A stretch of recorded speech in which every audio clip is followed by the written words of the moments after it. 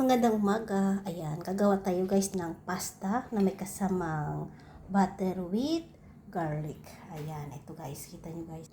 Yan guys, naboil ko na to guys. Nilagyan ko ng asin at may kasamang oil. Tapos ito naman guys, yung ating fish naman na 2 piraso. Fish fillet.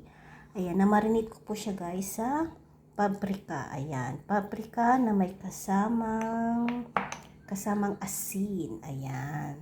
At syempre ito naman guys, iniwan natin guys na round ng ating garlic. Gigisahin natin guys sa butter. At ito yung guys ang mga ingredient guys sa ating pasta na may black pepper, chili flakes, parsley, at syempre yung ating paprika chicken seasoning. At mamaya guys, gigisahin ko yan guys dito sa olive oil ang aking pasta guys. Ayan. Kita nyo naman guys.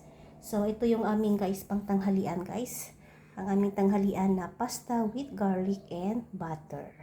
Ayan. Ganito lang guys, simple ng paghahanda ng aking pasta. Ayan. Kita nyo guys. O, diba? So, mamaya konti. Ayan. I-upload natin guys para makita nyo kung paano ako magluto at paano ko siya gigisahin sa olive oil na may kasamang garlic. Ito na guys. Lulutuin na natin guys yung ating garlic sa mantikang olive oil. Ayan. Kita nyo guys. So, ganito lang guys. Gigisahin natin siya guys. Ayan. Lahat na yan guys. Gisahin natin.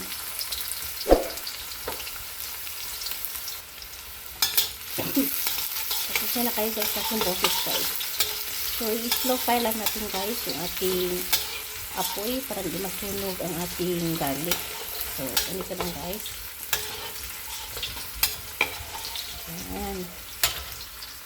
Ayan, brown siya guys. So, ilalagay na natin. Ayan.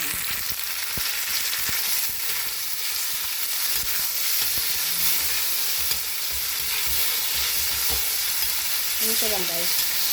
Gisahin na natin siya sa olive oil na may kasamang garlic, fresh garlic. Tapos mamaya konti ilalagay natin yung mga some ingredient guys. Natay ko na siya guys. Inuwa ko guys yung mga konti-konti lang para mamaya pagdagan natin pag nasulangan natin yung pamasa.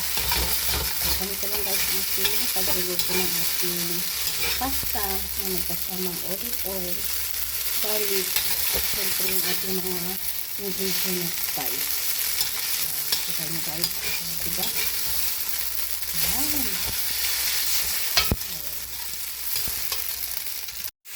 Hello guys. Ready na po guys ang ating garlic na may kasamang noodles. Yan. At syempre ito na po guys ang ating nag-grill ko na po guys ang isda. Ayan. Fish fillet. Ayan. Kasama sa ating ano guys, ang tawag ko, ang ating pasta.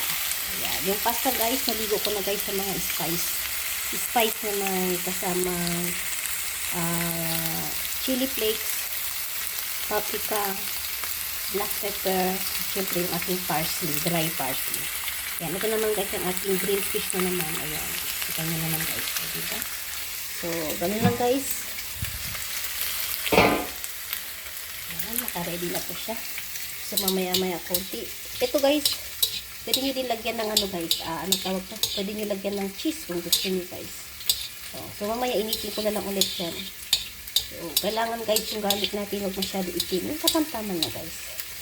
So, diba? Kita nyo guys. Look at this. So, ganito na siya guys. Kailangan hindi matigas, hindi malambot, katamtaman lang din. Yan. Mamaya ilalagay natin yung sa plato guys na may kasamang fish fillet.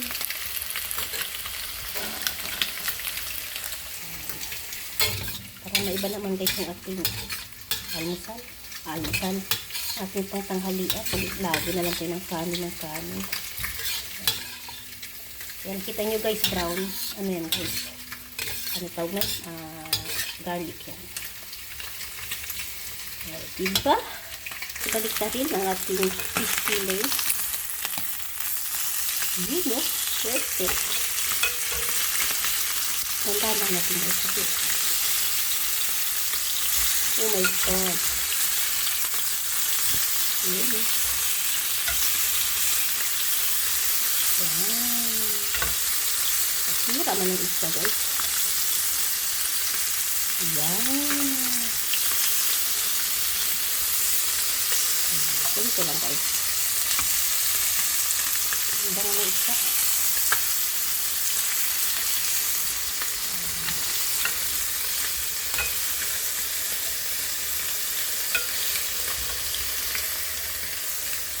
Yan.